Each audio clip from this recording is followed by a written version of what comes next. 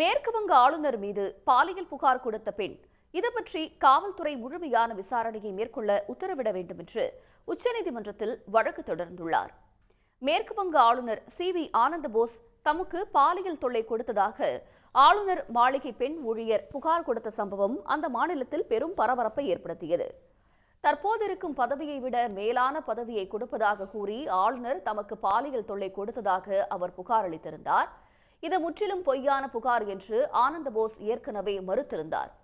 இந்நிலையில் இது தொடர்பாக பாதிக்கப்பட்ட பெண் உச்சநீதிமன்றத்தை நாடியுள்ளார்.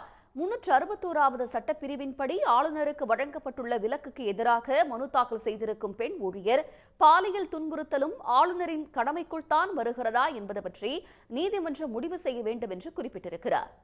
மேலும் 361வது சட்டப்பிரிவு போலீசாரின் அதிகாரம் பற்றி எதுவும் குறிப்பிடப்படவில்லை என்றும், எனவே மேற்கு வங்க போலீசார் தமது புகார் பற்றி முழுமையான விசாரணையை மேற்கொள்ள நீதிமன்றம் உத்தரவிட வேண்டும் என்று பெண் ஊழியர் கோரிக்கை வைத்துள்ளார்.